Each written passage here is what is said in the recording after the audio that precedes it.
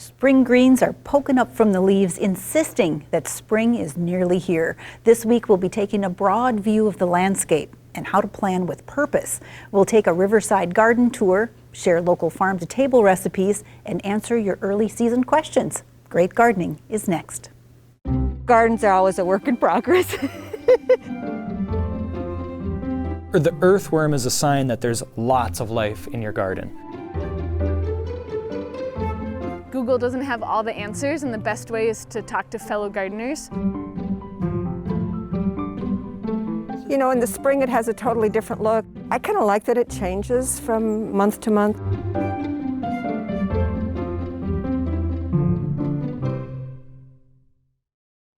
Well, welcome to Great Gardening. I'm Karen Sunderman, and you know what? Our gardens are coming to life slowly and surely. A perfect sign of the season is right here in the studio.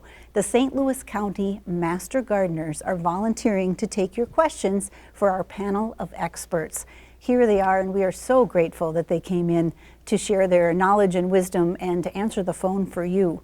Now, the number to call is 218-788-2844 or call toll-free at 877-307-8762. And you know, you can also email your questions to ask@wdse.org. Now, when you call in, you get a gardening lifeline right here into the studio where horticulturalist Bob Olin, an educator as well, and Deb Erickson, fantastic gardener, are standing by to answer your questions in a way that suits this growing climate that we share. Now, welcome to both of you. I'm so glad you're here tonight. Well, we're glad to be here, and we're glad that spring has finally decided to join us as well. It's coming. It is. And what's on your to-do list? Well, the few things right now, we're ready to start seeding a lot of our warm season crops, tomatoes, eggplant, peppers, those types of things. We'll be seeding some of those, and just a little bit of light cleanup out in the yards at this point.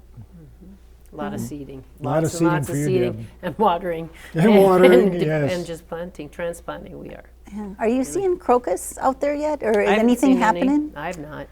Well, I've got a lot of garlic up, and that pleases me because you know, we really didn't have a difficult winter. We got that nice blanket of snow relatively early. I had a few areas that weren't covered very well with straw and mulch and other things, so it really wasn't too difficult a year for a lot of our perennials, which is encouraging. Very little winter burn that I've seen in the landscape. How about you, Dick? Yep, not much at all. Yeah, not desiccation and not a lot of pests, you know, not a lot of moles and all that. Let's knock on something. Exactly, something. Yeah. Is it too early to be cleaning up, to be scratching up all those old leaves? I don't think it's too early with a light leaf rake, unless your lawn and landscape is really soggy. You know, we really encourage people to stay off those areas because we get compaction, and that's very difficult to remove again. We can aerate lawns and we can do other things, but I think it's a little bit early if there's a lot of moisture. But light leaf rake, don't use that garden rake. No, and no tillers. No tillers. No, But also, I mean, you could look at the forage or the pollinators, you know, taking care of the pollinators, leaving them alone. If, you know, some longer grass with a stem where they might be, you know, wintering in. So there is a lot of that to consider too. They're sleeping. They are sleeping. That's very nice. And So you know, looking at the landscape real quickly, buds are still tight on the apples and pears. So if you're going to do any pruning, you still have that opportunity to prune those up. 1 or 2 strategic cuts every spring really is well advised. Okay, thank you for that, because that's on my list, but I better get to it. So today we're talking about holistic gardening and approaching the whole landscape and being thoughtful about how you use it and intentionally and having a purpose for where you put things. So we have a little graphic that talks about different kinds of garden rooms, so to speak. And now a kitchen garden, that's basically a vegetable garden, right? Right, and herbs and location near your kitchen, so it's easily accessible. It's a great thing to have. It could be containers with herbs on the deck that's close, something like that. But you know, you want to look at the individual requirements. A lot of herbs and leafy greens don't require full sun, but other fruiting vegetables and fruits, of course, do require full sun. So. Yeah, and then there's a lot of new container grown things, and they're breeding to make things a lot more contained, and you can grow them in containers. They're even talking about blueberries going in containers. Hanging baskets with blueberries. Now, strawberries have been there for a while, but I don't know. Well, we know we can grow them there, but can we get them through the winters? And Right. that's a real challenge because of that cold Yeah. penetration. I'm still a believer that blueberries should go in the ground Yes. for the next 50 years. They'll be there. Containers could be a little iffy yet. Right. Bob, you are a big believer in blueberries, period. You know, I love that's blueberries. my Yes. experience with you. So other kinds of gardens that you can consider, what if you just want, a place to sit and relax? What are some of the things you should be thinking about? Well, I always think of keeping the pest or the mosquitoes and things away from it so that you can be comfortable there. So a lot of things that are very fragrant, such as a lot of the herbs and a lot of like lavenders and lemon, scented thyme, different foliage will give you more protection from mosquitoes. If they can't sense your breath and smell your breath, then that's a good area for you. A lot of people love really big lavenders and just massaging those just to keep the pests away. So it's something to really consider. Otherwise, you're not going to sit there. And it's kind of interesting. We're socially distanced here, and we're all hopeful we get a little closer together. But again, mosquitoes in particular do respond to the infrared and the heat that we all generate, and spreading out a little bit is something to be thinking about. And also maybe taking some of those citrus or some of the indoor house plants, citron and so forth. You have to be a little careful when you bring them out, but some of those plants could be brought out in the area as deterrents for some Right, of the and when you bring them out. mosquitoes as well. So when is a When and weather how? temperature thing? Absolutely. Wind, temperature, Wind. light exposure. Yep, and full sun. I mean, people get them out there too soon and they don't acclimate them. And they really need to acclimate them to the sunshine and the wind. Those two things will just kill them. Yeah. I've seen people actually put them in a little red wagon and in and out of the garage on a calm day in the shaded areas, bring them out and then bring them in the evening and acclimate them just a little bit. We have two other kinds of gardens we were going to talk about. Cutting gardens. What should we think about when it comes to a cutting garden? Well, something tall. I mean, a lot of you're cutting floral, like dahlias and zinnias and things that you can take cutting and have nice arrangements, and a lot of people are doing that. A lot of people dream about doing that, and sometimes with the cutting garden, if you crowd it a little bit more, because you're going to be taking those floral all the time, sometimes you can get away with not as much weeding and and it can be a little bit easier, because a lot of times if you try to go out and do all these things, that's a lot of work. Yeah, I guess it can be. Now, we kind of work, it's a head game with us, right? We need this. This is physical activity. You don't need your gym membership. You can just get out there and work your cutting garden. But another thing, Deb, thinking about color through that whole season, and cut flowers are going to be expensive. So people wonder about this hobby and if it's real major expense. It isn't if you're harvesting the vegetables, and if you're using some of the cut flowers, you're bringing them in. It adds so much really to your life. And it saves so much on your family budget as well. Absolutely. Okay, the last kind of garden we wanted to talk about is actually the play space, the lawn. Right. How do you plan that in your landscape?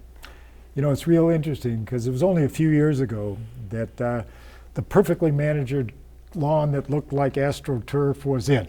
And now we've had an awareness, for the better, that maybe we don't need quite as much lawn, so we're going to cut all of these different rooms in our holistic landscape.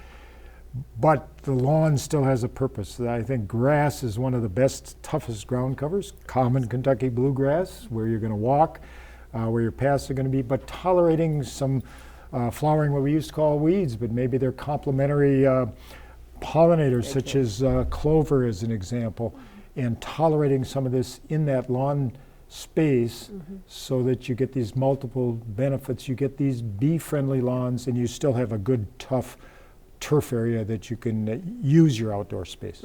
Yeah, one of the reasons we were talking about this now is this is one of the things you can do now, right? You can be planning how you want to use your landscape. You should be, right. And not getting out there, not tilling, not doing the things we're not supposed to do, but instead plan, purposeful. And a lot of times if you have a book and a journal and you take notes and then you go back and look at it either next year or even during the summer going, oh, I was gonna do another succession of vegetables in the fall. There's something that you can add to it that you could glean from it, from taking those notes right now while you have time. And you'd be surprised, just a little bit of forethought really can pay big dividends, because oftentimes there's this period that you're going to really be busy. and there's going to be a lot to do, and then you compound it with graduations and weddings and other things, and your schedule really gets jammed. But now is the time just to step back and draw out that holistic concept that you want in your landscape. Yeah. Okay, thank you for that, because I know I have some planning to do, and I have some hopes and dreams, of course, for that landscape. Well, now we're going to take a moment to get the dirt from your neighborhood. This first image is all about thinking spring with Nancy Larson in Washburn. Her tulips last May brought joy and hope. By July, she had this beautiful, delicate orange rose in bloom and lilies bursting with color. Both were planted by her late husband. Now in August, strawberry pink hydrangea takes the spotlight, and it is beautiful and showy. Steve in Duluth is still coaxing tomatoes from his summer planters, which is pretty incredible. That's an investment that continues to bear fruit. And around the region and here in Duluth, we're seeing signs of spring with the daffodils poking through the leaves, and it's pretty cool to see those signs cropping up all over. Now, if you have pictures of the dirt in your neighborhood, please send them in to Great Gardening. Send them by email to the local dirt at greatgardening@wdse.org. And you know what? Those help inspire your friends, so please keep them coming. We appreciate that. And now Deb is going to show us something else we can be doing, which is getting our bulbs ready. And it's something that you'll thank yourself for in July if you can get them started now. Right. What do you got, Deb? So you can start with containers right now, like calocasias, dahlias, canna lilies, calla lilies, begonias. All of those are bulbs. And so you can start a container right now. Like you can start, and dahlias are really easy to start. And we started our dahlias, these guys, we started probably the 1st of March.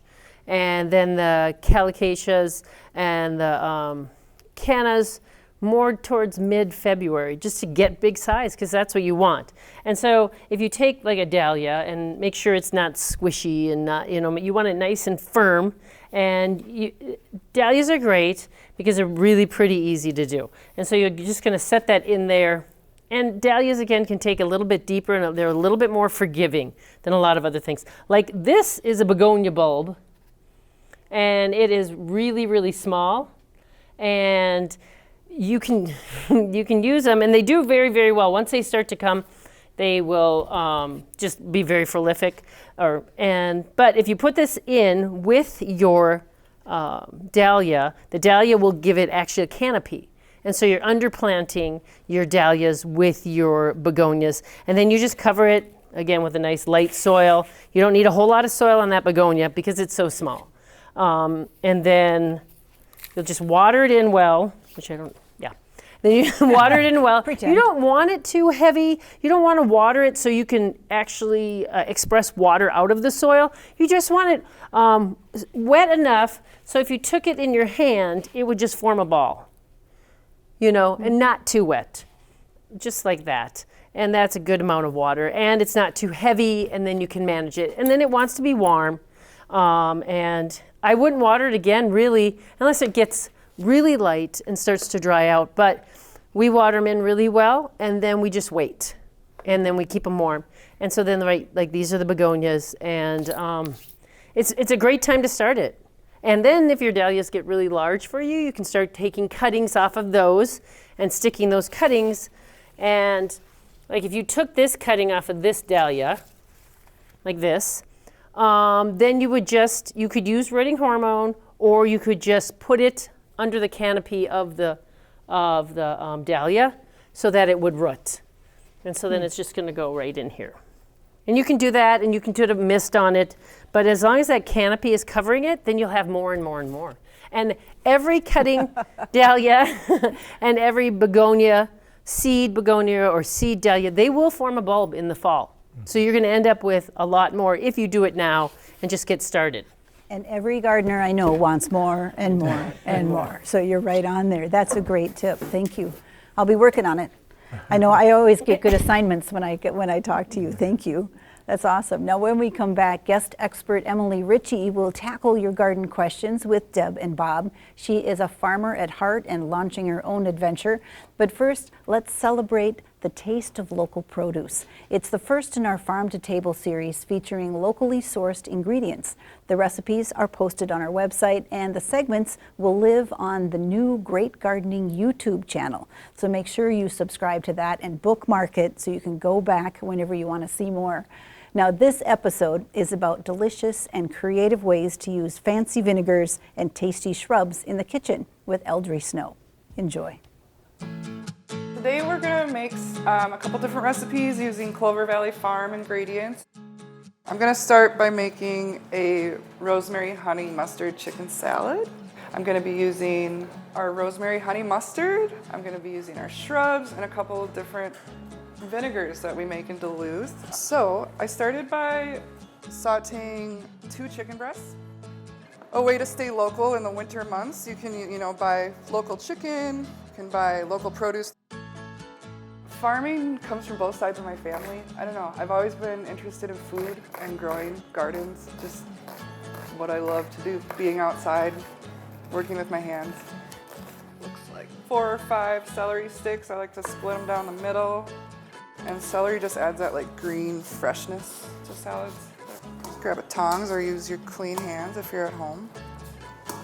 And now I'm gonna mix up the rosemary honey mustard dressing. 1/2 cup of mayo, 1/4 cup of shrub. A lot of salad dressings and coleslaws and that kind of thing call for sugar or honey, and with a shrub, it's already in there, so it makes it really easy. We make everything from scratch, and we grow all the ingredients on the farm as well. So at Clover Valley Farm, we grow apples, rhubarb, currants, we wild harvest spruce tips, we wild harvest June berries, anything we can find in the area. That is our goal. It's either to grow it ourselves or find it locally. Yeah, that's definitely very important to us. So I'm gonna add a couple, I would say 2 tablespoons of the rosemary honey mustard. And then of course you gotta add a pinch of salt, pinch of black pepper, pinch of thyme. I develop the recipes a lot of times for the shrubs and the mustards and sauces we make, and they kind of just let me have free reign because they trust me now. Shake it up good. 30 seconds to a minute. Give it a whiff, smells delicious. Pour it right over the top of your salad. Local is so important because you're directly supporting your neighbors. You're putting money back into your community. You're taking care of your community, taking care of the land, being stewards of the land. So that's why it's important to me. Yeah. Last but not least, I like to add some sort of fruit. This is dried cranberries. Voila, there you go. Rosemary honey mustard chicken salad. I'm gonna make a simple cucumber salad. All we have is a locally grown English cucumber. This is grown at Bay Produce, so it's grown in Superior. They are a local greenhouse that grows cucumbers, bell peppers, and tomatoes all year round. I'm gonna add like 1/4 of this red onion. So you can take a tongs or use your hands and just mix that all together. And then I'm gonna make a super simple vinaigrette for the cucumber salad. This is like the easiest thing you could do with our vinegars. I'm gonna do like 1/2 cup of the snowdrop shrub. And then I'm gonna use our wild cherry vinegar. This is all locally harvested pin cherries and choke cherries. We spend a lot of time harvesting the berries in the summertime. So it's gonna be sweet, salty. It's kind of like a quick pickle. Smells good. I like to pour it over the cucumbers and let it chill in the fridge for like at least 1/2 an hour or so. And there you go. Homegrown and locally harvested adds a much deeper flavor to our vinegars, and then adds that to your recipes. Okay, so today I made a rosemary honey mustard chicken salad with Clover Valley Farm rosemary honey mustard, and a simple, quick, sweet and sour pickle with Clover Valley Farm snowdrop shrub and wild cherry vinegar. And it's really good.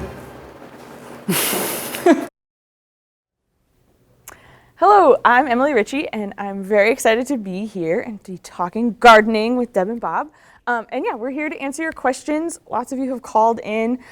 We have a short amount of time, so we're only going to get to a couple of them. But the first one is RJ from Duluth is curious, what is the optimum time to plant an apple tree? It's, springtime. The very optimum time is as early as you can get that tree in the ground in the spring. Okay, so as soon as the soil thaws out. And as soon as you've got stock, and if it's bare root, it has to go in very quickly. If you can't get it in, pot it up, then you have more time. But what we've found is the earlier you can get that done in the spring, the better that tree is going to do over time. Awesome, cool. Has all summer then to put out roots. That's right. All right, Richard from Cloquet is curious. He has a raspberry patch that hasn't produced anything in 2 years. And so it sounds like he's wanting to get rid of it. How can you, get rid of a raspberry patch? They're pretty prolific. They are productive. We can talk about a couple things here. No production in 2 years, more than likely it's virus. Okay. That would be, and that's something that he really has to start over. So what he's going to want to do is, if he doesn't want to use any kind of a weed control herbicide of any type, then he's going to have to dig every bit of it out. He's going to have to till that down. He's going to have to cover it. And I would plan on maybe 2 years to make sure that those underground suckers are completely depleted, because they will be carrying the virus. He wants that to be virus-free before he plants new virus index stock. Right, or move it to a new location. Yeah, in the meantime, just maybe start over if he has another option. That might be better. Yeah. So another thing that is popping up now that it is springtime is the rhubarb, right? I'm very excited about my rhubarb coming up. And so Joanne from Duluth is curious, should we be covering the rhubarb in the fall to help force it grow, to get bigger, be more prolific? Any tips on growing good rhubarb? The big thing on rhubarb, she doesn't need to cover it. It's very, very winter hardy. But open it up, better drainage, better sunlight, and more space. And then some fertility in the spring. That can either be a commercial fertilizer if you choose, or a synthetic organic. But you got to get some fertility to it just as those buds are emerging. Okay, fantastic. Compost is great. So that could be one of the things you're maybe uncovering a little bit right now until you see it popping out of the ground. It'll jump pretty quickly. Awesome. Sweet. Well, thanks, Bob and Deb. Next, let's take a garden tour with Ken and Michelle Danelski. They have a special place along the St. Louis River. So let's take a look.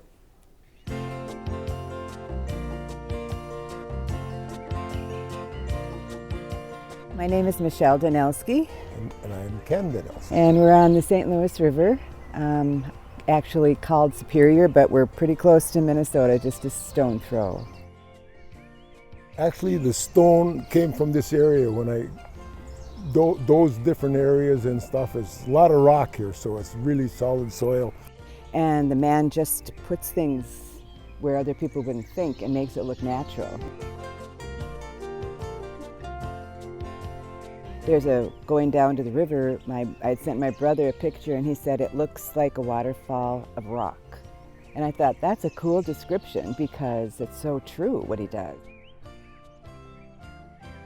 So we've got a lot of hostas and stuff down there, and the hostas are deer feed, but I do spray them every 24 days, 29 days or whatever. It says good for 30 days, but one year I waited 32 days and the deer came the night before and started nibbling on them.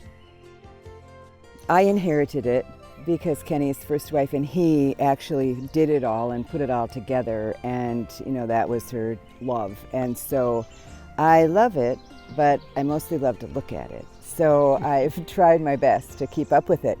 But I've been trying hard to get as many perennials as I can that will flower, like as long as they possibly can. I don't know, it's just a fun thing to do together, and you just feel good at the end of the day when you can sit and look at it and feel like you've done something to add to nature and beauty. Okay, we've got one short question left, and it's about trimming back lilacs, Bob. Can you do it now? What do you think, Deb? Well, if you wanted to bloom, I wouldn't. Yeah. You're taking off the bloom. That's the problem. You're taking off the bloom. I mean, you could thin it down. Just depends on how you want to shape it.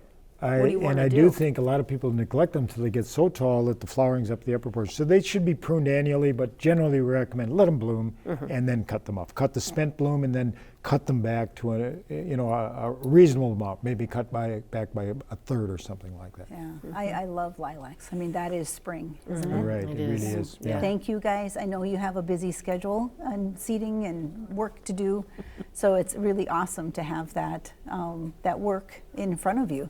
So you said you'd be doing what? Are you seeding or are you? Well, we'll be starting peppers right away, and we started some this week, and then we'll hold off a little bit on the tomatoes and other things until about the second week in April. Okay, what's up at your spot? Same thing. I mean, About the we same already have our schedule? peppers up, Yeah. good size, because a lot of people want to jumpstart on those. But Yeah. right, we haven't started the tomatoes or Sure. some of the other cold crop and things. Yeah, we got to Yeah, wait you on want, that. You want to wait a little bit because you got to handle them, and we're a ways until we get that final frost-free day. Yeah, yeah. Oh boy, it's fun to talk spring. Thank you guys so much. Have a great Easter. Thank you, and we're all looking forward to spring. I think we deserve it after that winter, don't you? Yes, we do. Well, next week's show, we'll dive into planting the core crops that you plan on preserving, and we'll have some tips on seeding and an incredible wild rice recipe. Now, in the meantime, check out recipes on our webpage at WDSE.org/Great Gardening and binge watch Great Gardening on our YouTube channel. We'll see you next time on Great Gardening.